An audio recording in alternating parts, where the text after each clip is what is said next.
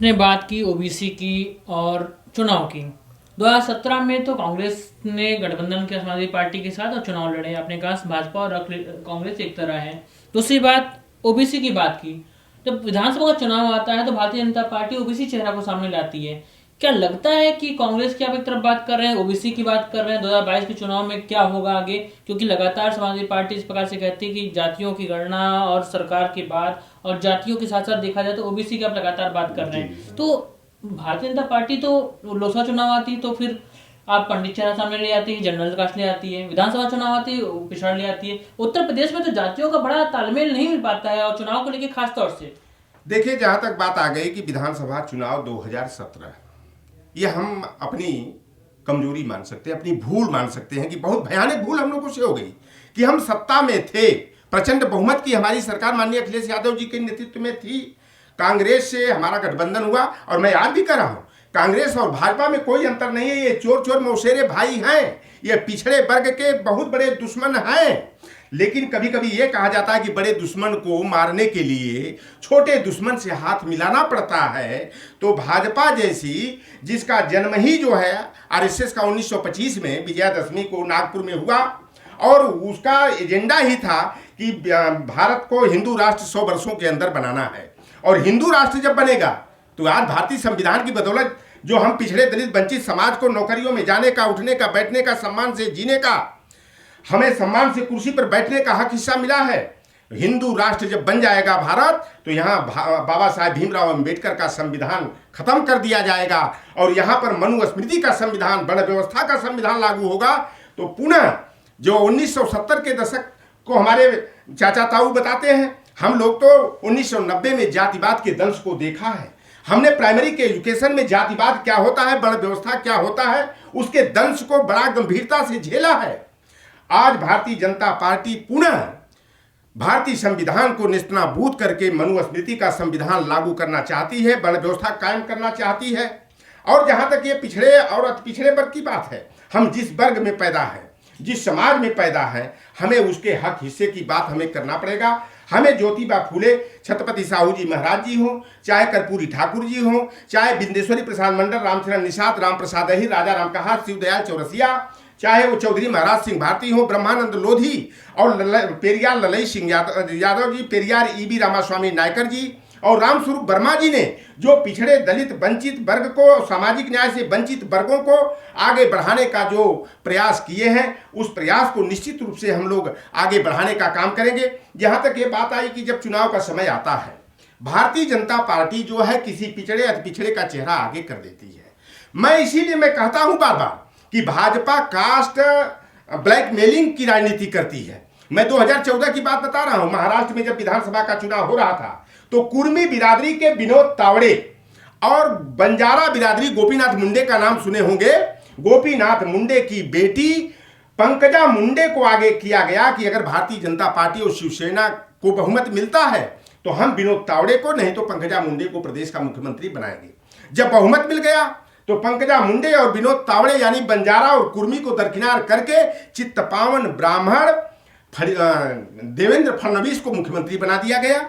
जब हरियाणा का विधानसभा चुनाव चल रहा था, इससे पहले वाला चुनाव, तो उसमें यह कहा गया कि राजकुमार सैनी को राव वीरेंद्र यादव नहीं लिखा था, लेकिन यादव बिरादरी के थे, राव वीरेंद्र को या वीरेंद्र सिंह जाट को, किरण पाल गुर्जर को प्रदेश का मुख्यमंत्री बनाएंगे।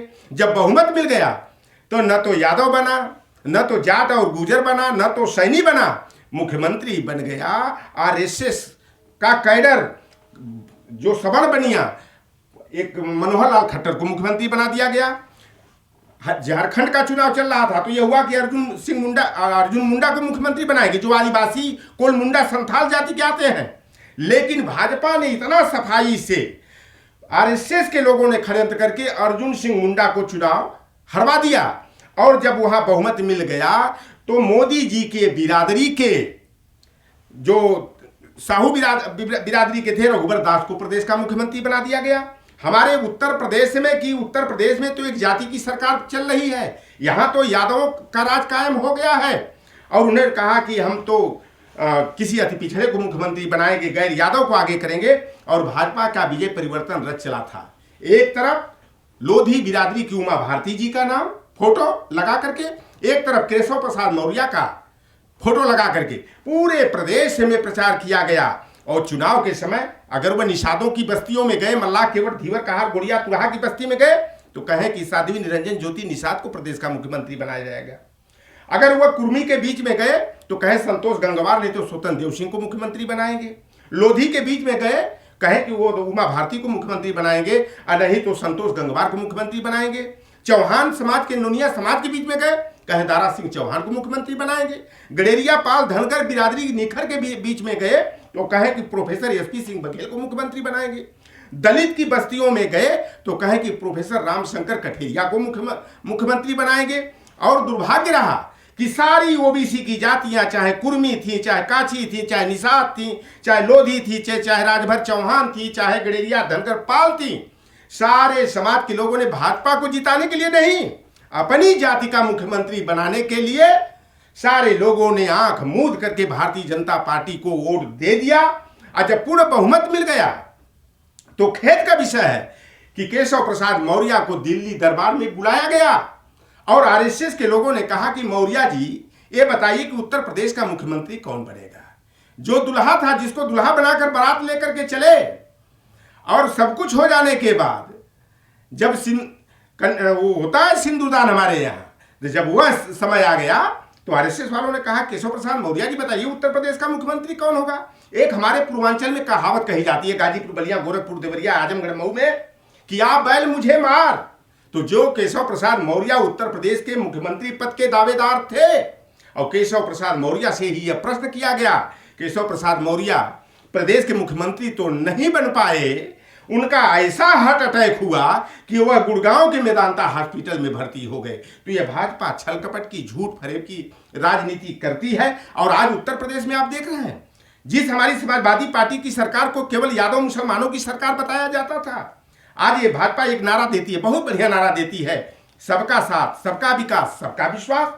उत्तर प्रदेश के जातिगत समीकरण में 10.49% यादव समाज की आबादी है। गिरीश चंद्र यादव जौनपुर से भारतीय जनता पार्टी के टिकट पर चुनाव जीते, उन्हें राज्य मंत्री बनाया गया है। निषाद समाज की आबादी जो है 12.91% है, ओबीसी एससी में दोनों हमारी जाति शामिल है। जयप्रकाश निषाद रुद्रपुर देवरिया से तीसरी बार भाजपा के जीते हैं, पार्टी के वफादार भी रहे हैं, संगठन के रहे हैं, उन्हें राज्य मंत्री बनाया गया है। दलित वर्ग में सबसे बड़ी आबादी 11.89% चमार जाटव की होती है। धर्मेश कुमार जाटव आगरा के, उन्हें राज्य मंत्री बनाया गया है। दूसरे नंबर की दलित वर्ग की सबसे बड़ी संख्या वाली जाति पासी, जिसकी उत्तर प्रदेश की जाति समीकरण में 3.87% आबादी है। सुरेश पासी जगदीशपुर अमेठी से जो जीते हैं, उन्हें राज्य मंत्री बनाया गया है। और मैं कहता हूं कि ये जो भारतीय जनता पार्टी में पिछड़े वर्ग का कैबिनेट मंत्री हो, चाहे वो राज्य मंत्री हो, राज्य मंत्री तो सुपर प्यून मिनिस्टर की हैसियत में है, क्योंकि किसी अधिकारी का, चाहे कोई डीएम हो, चाहे कोई एसपी हो, सीएमओ हो, बीएसए हो, चाहे डीआईओएस हो, अगर उसका चपरासी अर्दली उसके घर में खाना बनाने वाला अगर सिफारिश कर दे अपने साहब से कि साहब हमारे लड़कवा के टाइपिस्ट का नौकरी लगवा दें, चपरासी बना दे, कोई छोटी मोटी नौकरी दे दें, तो वह अधिकारी तो कर सकता है, चपरासी करवा सकता है। लेकिन ये हमारे जो भाजपा की सरकार में, जोगी के मंत्रिमंडल में जो हमारे राज्य मंत्री हैं, ये इतने सुपर प्यून मिनिस्टर हैं कि इनके नातेदार रिश्तेदार का नौकरी देना तो दूर की बात है, अगर स्थानांतरण हो जाए, ट्रांसफर हो जाए, तो ये ट्रांसफर रुकवाने की इनकी हैसियत नहीं है। एक आया था केशव प्रसाद मौर्य का मेरा भाई मेरे यहाँ, कहा कि निषाद जी जो आप कहते हैं कि super peon minister Keshav Prasad Maurya, हम कानपुर देहात में हमारे भाई का भतीजे का ट्रांसफर हो गया था, केशव प्रसाद मौर्य ट्रांसफर रुकवा नहीं पाए, तो ये नौकरी कहां से दिलवाएंगे, राजनीतिक सम्मान कहां से दिलाएंगे। तो इनकी हैसियत तो भारतीय जनता पार्टी में भीगी बिल्ली की तरह है, और यह केवल अपना भले घर भर ले। बताइए, स्वामी प्रसाद मौर्य जैसा हर मोर्चे पर बोलने वाला व्यक्ति आज कैबिनेट मंत्री हैं, उनकी बेटी संघ मित्रा जो है कि बदायूं से सांसद हो गई, उन्हें बस अब चिंता यही है कि उनका बेटा किसी तरह से जो है आपके ऊंचाहार से विधायक बन जाए। जो व्यक्ति इतना बोलने वाला था, लोग अखबार उठाते थे या चैनल खोलते थे तो सोचते थे कि यार स्वामी प्रसाद मौर्य क्या बोलेंगे, लेकिन स्वामी प्रसाद मौर्य निज स्वार्थ में अपने जमीर की हत्या कर दिए हैं। और हमारी सरकार में जंगल राज कहा जाता था। जब वो लोकसभा चुनाव 2019 का परिणाम जिस दिन आया 23 मई 2019 को, हमारे गांव के बगल में विजय यादव जी जिला पंचायत सदस्य थे, उनकी हत्या कर दी गई। दूसरे दिन जौनपुर में ओम प्रकाश यादव की हत्या की गई। तीसरे दिन आजमगढ़ में हमारे ओम प्रकाश यादव की हत्या की गई। और जाते जाते पुष्पेंद्र यादव की जो फर्जी इनकाउंटर में हत्या हुई थी, 476 यादवों की हत्या की गई। और हमें बड़ा तकलीफ होता है, क्योंकि मैं जातिवादी नहीं हूं, मैं वर्गीय संवेदना रखता हूं। मैं अपने को निषाद हूं, लेकिन मैं यादव भी मानता हूं, मैं पासी भी मानता हूं, मैं चमार भी अपने को मानता हूं, मैं लोहार कुहार सोनार भी मानता हूं, क्योंकि मेरे अंदर वर्गीय संवेदना है। अगर मेरे सामने यादव के साथ अत्याचार और गलत काम होगा तो चौधरी लौटर राम निषाद उसके सुरक्षा में, उसके सम्मान में लाठी डंडा लेकर खड़ा हो जाएगा। और आज मैं भी आपके चैनल के माध्यम से या पिछड़े दलित वर्ग के लोगों से, अकलियत पसमानदा समाज के लोगों से अपील करता हूं कि आप जाति और उपजाति के भेदभाव से ऊपर उठ करके वर्गीय संवेदना को आगे बढ़ाने का काम करो। अगर पिछड़े वर्ग का आरक्षण प्रभावित होगा तो केवल यादव का नुकसान नहीं होगा, वह नुकसान निषाद को भी झेलना पड़ेगा, कुशवाहा मौर्य साक्य को भी झेलना पड़ेगा, लोधी को भी झेलना पड़ेगा। और एक बात अभी ख्याल में आ गई, धर्मपाल सिंह लोधी सिंचाई मंत्री थे। धर्मपाल सिंह लोधी को भारतीय जनता पार्टी वालों ने कैबिनेट से बर्खास्त करके, जैसे कहा जाता है कि भिगो करके जूता मारना, लोधी बिरादरी का एक वर्चस्व वाली जाति है। कल्याण सिंह उसके दो बार मुख्यमंत्री प्रदेश के बने और धर्मपाल सिंह को दरकिनार करके बाहर कर दिया गया।